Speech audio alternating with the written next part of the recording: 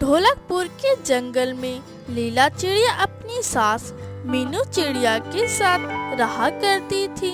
उसके दो बच्चे थे, टूनी चिड़िया और पिंकी चिड़िया। दोनों बच्चे सरकारी स्कूल में पढ़ते थे। एक दिन लीला चिड़िया अपने पति कालू कौवा से कहती है, सुनो जी, मेरे माँ बाप ने बड़े नाजों से पाला था।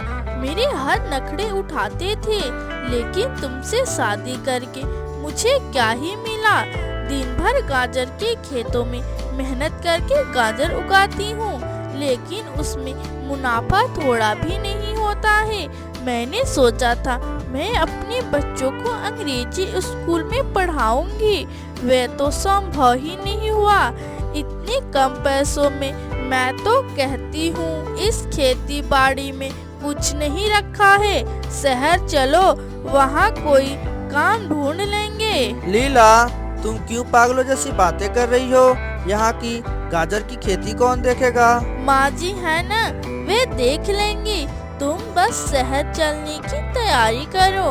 मेरे भाई शहर में रहते हैं, तुम उनके ठाठ देखोगे तो तुम्हारी होश उड़ जाएंगे। हाँ पापा, चलो ना शहर। माँ, पापा से कहो ना शहर चलने के लिए। हाँ बच्चों, तुम्हारे पापा हमें लेकर शहर चलेंगे।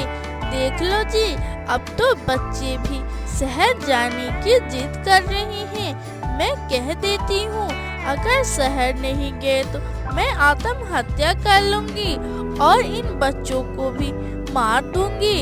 इसके जिम्मेवार तुम ही होगे। ठीक है, मैं शहर चलने के लिए तैयार हूँ। यह सुनकर लीला चिड़िया बहुत खुश हो जाती है, पर मीनू चिड़िया रोने लगती है। बेटा, तेरे सिवा मेरा इस दुनिया में कौन है? मैं तेरे बिना कैसे रहूंगी? माँ, तुम चिंता मत करो, मैं तुमसे मिलने आता रहूँगा। इतना कहकर कालू कौवा अपने परिवार को लेकर शहर चला जाता है। शहर में वह दवाइयों की दुकान में काम करने लगता है। लीला चिड़िया, मैंने बहुत ही कोशिश किया, तब जाके मुझे यहाँ काम मिला है। पापा, हम अंग्रेजी स्कूल में पढ़ने कब जाएंगे? कई दिन हो गए हैं, आपने हमारा दाखिला स्कूल में नहीं कराए हैं। बेटा, तुम चिंता मत करो, बहुत जल्दी मैं तुम्हारा एडमिशन अंग्रेजी स्कूलों में करा दूंगा। जैसे ही मुझे पगार मिलेगा तो मैं तुम्हारे साथ स्कूल में चलूंगा। अभी तुम लोग घर में ही पढ़ाई करो। धीरे धीरे समय गुजरने लगता है। देखते ही देखते 6 महीना गुजर जाता है, लेकिन कालू कौवा के पास इतने पैसे ही नहीं होते हैं कि वह बच्चों का एडमिशन करा सके। 6 महीने गुजर गए, हमने ठीक से भोजन भी नहीं किया। बच्चों को देखो, वो कितना कमजोर हो गए हैं। मुझे लगता है हमने शहर में आकर बहुत बड़ा गलती कर दिया है। अभी भी वक्त है, चलो चलते हैं गांव, वहीं जाकर खेती करेंगे। हाँ जी, माँ जी के बिना मेरा भी मन नहीं लग रहा है। ऐसा करना, आज मालिक से हिसाब करा के आना। हम लोग कल गांव चले जाएंगे। ठीक है लीला चिड़िया, तुम सामान बांध लेना। इतना कहकर कालू कौवा अपने काम पर चला जाता है।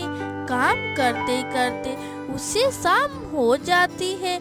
अचानक से शॉर्ट सर्किट होने से दुकान में आग लग जाती है। दुकान में आग लगने की वजह से दुकान का सारा सामान तो जलता ही है, लेकिन उसमें कालू कौवा और उसके मालिक दोनों की मौत हो जाती है। ये सब मेरी गलती है, मेरी जिद की वजह से ही कालू जी की मौत हुई है। वे सब सह रहे थे, मेरी ही गलती है। मैं अब कालू जी के बगैर कैसे रहूंगी? लीला चिड़िया फूट फूट कर रो रही थी और खुद को कोस रही थी। माँ, अब रोने से कोई फायदा नहीं है। चलो अब दादी जी के पास चलते हैं। यह सुनकर वे अपने बच्चों के साथ अपने गांव वापस आ जाती। माँ जी आप मुझे माफ कर दीजिए। मेरी ही वजह से आपका बेटा अब नहीं रहा इस दुनिया में। अब उठ, अपने आंसू पोंछ ले, अपने बच्चों के बारे में सोच। जो होना था वह तो हो गया। अब हम दोनों प्यार से मिलकर खेती करेंगे और इन बच्चों को पालेंगे। लीला चिड़िया अपनी सास के गले लग जाती है और गाजर की खेती करने लगती है और कुछ दिन ऐसे ही गुजर जाते हैं। लेकिन लीला चिड़िया की खेतों में गाजर की खेती अच्छे से नहीं हो पाती है, जिसके वजह से लीला चिड़िया बहुत ही चिंता में आ जाती है। हे भगवान, अब मैं क्या करूं?